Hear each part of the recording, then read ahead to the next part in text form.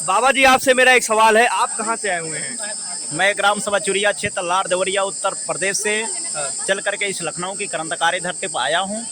अच्छा, ये जैसे अभी हम सब देख रहे हैं कि ये एक छात्रों का आंदोलन है।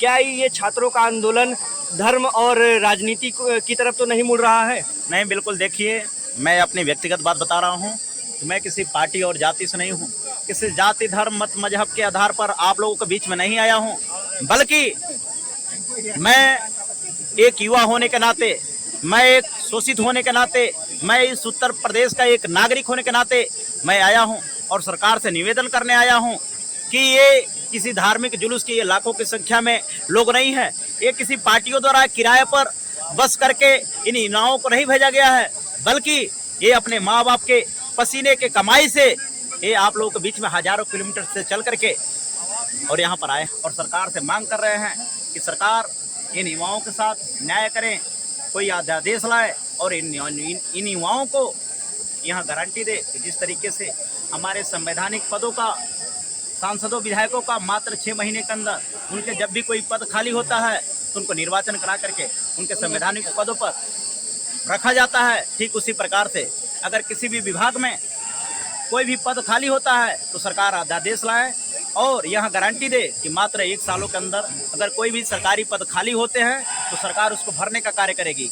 और साथ ही साथ जो ऐसे शिष्य माफिया हैं जो पेपर लीक करवा रहे हैं, उनके उस अध्यादेश में फांसी की सजा का प्रावधान होना चाहिए ताकि इन युवाओं के साथ अन्याय ना हो सके।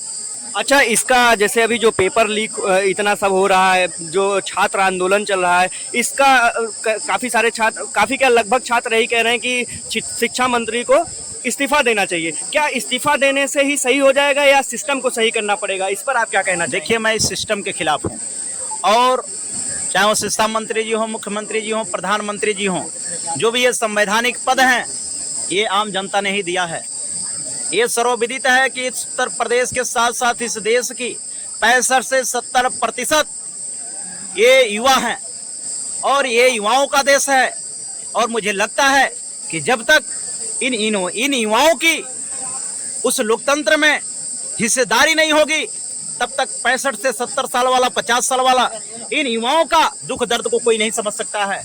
इसलिए मैं युवाओं से भी निवेदन करूंगा कि आप लोग अपनी तैयारी के साथ साथ इन युवाओं को निर्वाचित करके इस लोकसभा में, विधानसभा में भेजने का कार्य करें, तब आपके साथ न्याय होगा।